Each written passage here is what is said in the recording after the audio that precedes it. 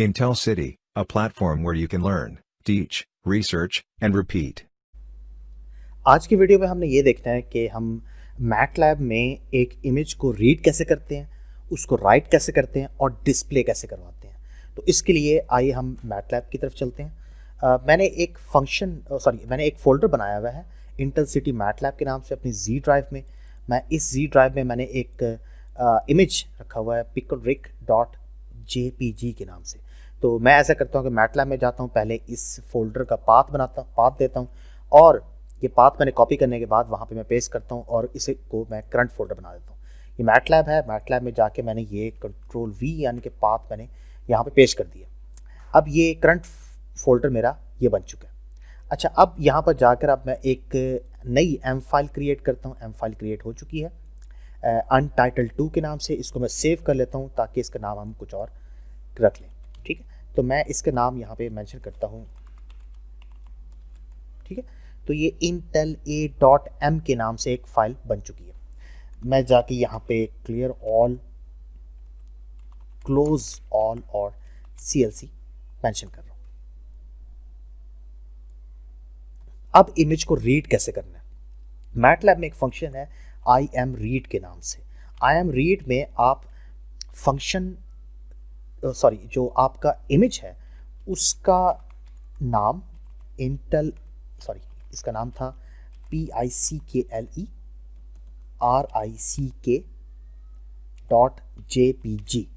ठीक है, ये नाम आपने मेंशन करना है और इसको इक्वल मैंने आई के कर दिया। अब होगा क्या कि इस इमेज को रीड किया जाएगा। रीड करने के बाद इसके अंदर जितने भी वैल्यूज़ थी वो सारी आई में स्टोर हो जाएंगी। तो आई आपका एक ऐसा वेरिएबल होगा जिसमें इमेज की वैल्यूज़ स्टोर हो जाएंगी।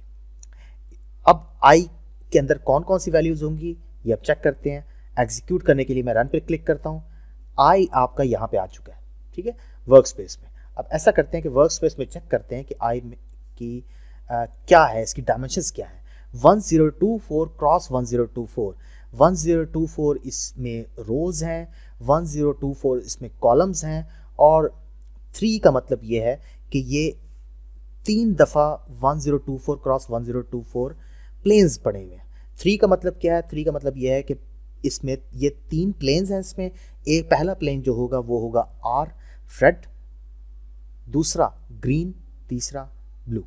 तो RGB मतलब इसका मतलब ये हुआ कि ये इमेज एक कलर्ड इमेज है। ठीक है, RGB फॉर्मेट में है।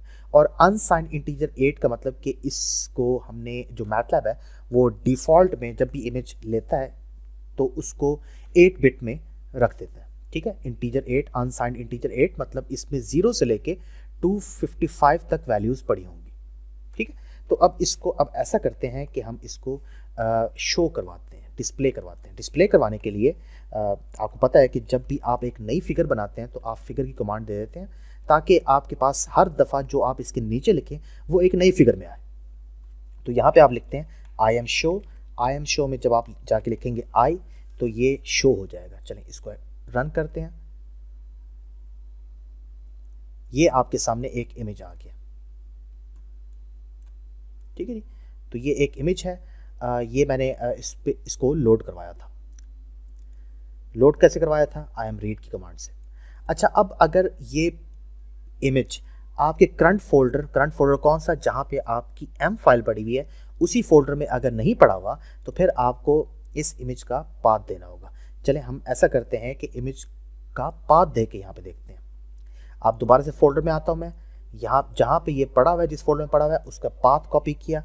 कॉपी करने के बाद यहाँ पर मैं इसका पाथ लिख देता हूँ। ठीक है, जी इंटेल सिटी मैटलैब और स्लैश के बाद स्लैश मैंने यहाँ पे डाली है ताकि इस फोल्डर के अंदर picklebrick.jpg के नाम से एक इमेज है वो रीड कर लो। ठीक है, इसको एग्जीक्यूट करते हैं तब भी ये आपके सामने आ जाएगा।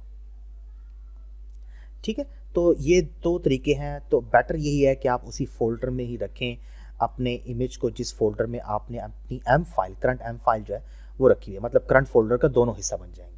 अगर नहीं है तो आप पाथ को ऐड भी कर सकते हैं। तो इस तरीके से आपने आई एम शो किया तो ये इमेज आपके पास शो हो चुका है। ठीक है, इसी तरह अगर आप एक दूसरा इमेज अगर शो करवाना चाहते हैं तो आप वो भी करवा सकते हैं। और दोनों को आप सब प्लॉट्स और मल्टीपल प्लॉट्स करके आई एम शो भी करवा सकते हैं, राइट। अच्छा, अब ये आई एम शो फिगर मैंने करवाया आई एम शो को। अब मैं ऐसा करता हूँ कि एक और फंक्शन आपको बताता हूँ आई एम राइट के नाम से। आई एम राइट के नाम से फंक्शन है, इसमें आप इमेज को राइट कर सकते हैं, ठीक है। एक नया इमेज, मतलब ये कि आपने अगर आई एक इमेज बनाया है तो इसको आप राइट भी कर सकते हैं। लाइक क्या करते हैं, मैं ऐसा करता हूँ कि आई के अंदर वैल्यूज़ पड़ी हुई हैं बहुत सारी, तो मैं आई में से सब में से मैं 20 अगर माइनस कर दूँ, ठीक है, आई में से 20 माइनस कर दूं और उसको मैं क्यू बना दूं, ठीक है। और बाद में मैं क्यू को किसी और नाम से सेव कर लूं, ठीक है। पहले आपने वो लिखना है जिस वेरिएबल को आप सेव करना चाहते हैं, वेरिएबल इमेज वाला वेरिएबल जो है जिसमें इमेज की वैल्यूज़ पड़ी होंगी, जिसको आप सेव करना चाहते हैं। और उसके बाद आप जो फाइल बनेगी, जैसे यहाँ पे picric.jpg के नाम से फाइल बनी है, इसी तरह आप यहाँ पे इस क्यू को किसी फाइल में सेव करना चाहते हैं तो वो भी लिखते हैं। लाइक मैं यहाँ पे लिखता हूँ new pr.jpg, ठीक है। जब मैं ये मेंशन करूँगा तो एक नई फाइल वहाँ पे जाके बन जाएगी। चलें इसको चेक करते हैं, रन किया, ठीक है, तो ये बन गया हमारे सामने और क्यू भी हमारे सामने आ गया। अच्छा, अब हम जाके देखते हैं कि जो फाइल सेव है, ये देखें new pr.jpg के नाम से फाइल सेव है, इसको जाके मैं चेक करता हूँ अपने फोल्डर में सेव हो चुकी है। न्यू pr पे क्लिक करते हैं, ये न्यू pr हमारे सामने आ चुका है, ठीक है। तो मैंने अपनी तरफ से एक क्यू बनाया था, ठीक है। अब ऐसा करते हैं कि इसके अंदर मैं मजीद माइनस कर देता हूँ, 200 माइनस कर देता हूँ। अब उधर जाके मैं न्यू pr को चेक करता हूँ। न्यू pr अब बिल्कुल ही डिफरेंट इमेज है, ज़रा ब्लैक साइड पे चला गया। मतलब ये कि मैंने एक इमेज रीड करवाया, उसके अंदर चेंजिंग करवा के मैंने एक नया इमेज बना लिया। ये था एक मेथड, मतलब इमेज के अंदर मॉडिफिकेशन करने का। लेकिन हम आगे जाकर हम इसके मज़ीद भी ट्यूटोरियल्स देखेंगे कि आप इमेज के अंदर ब्राइटनेस और इंटेंसिटी को कैसे मॉडिफाई करते हैं, कलर्स को कैसे कोड करते हैं। तो ये था एक छोटा सा इंट्रो। अच्छा, अब अगर आप यहाँ पर आपने क्योंकि क्यू बना ली है तो आप अब आई एम रीड का फंक्शन यूज़ करके अब मैं इसके नीचे आई एम रीड दोबारा से यूज़ कर रहा हूँ, लेकिन इसमें मैं इमेज जो लोड करूँगा वो क्या है, वो होगा न्यू pr, क्योंकि न्यू pr मेरे उसी फोल्डर में ही पड़ा हुआ है। तो इसको मैं इक्वल करता हूँ, ये आई था तो इसको चलो ई से इक्वल कर देते हैं और आई एम शो अब ई को करवाते हैं, देखते हैं अब क्या शो होता है हमारे पास। अच्छा, अब ऐसा है कि एक तो फिगर ये है और एक फिगर ये है, तो दोनों फिगर्स को मैं सब प्लॉट्स में देखना चाहता हूँ, तो मैं यहाँ पे लिखता हूँ सब प्लॉट। और ऐसा करते हैं कि एक आपकी जो फिगर है इसके 2 हिस्से हो जाएं और 2 हिस्से इस तरह हो कि एक ही रो और 2 कॉलम्स हो, 1 रो 2 कॉलम्स और पहली पोजीशन पर आई एम शो आ जाएगा। और इसी तरह सब प्लॉट, जब मैं यहाँ पे लिखूँगा सब प्लॉट 1 रो 2 कॉलम्स और दूसरी पोजीशन पर आई एम शो ई आ जाएगा। इसको एग्जीक्यूट करते हैं, ये देखें आपके पास सब प्लॉट की फॉर्म में दोनों इमेज आ चुके हैं, एक इमेज ही है, एक इमेज ही है। आप इनके टाइटल्स वगैरह भी मेंशन कर सकते हैं, राइट। तो ये था introduction about how to read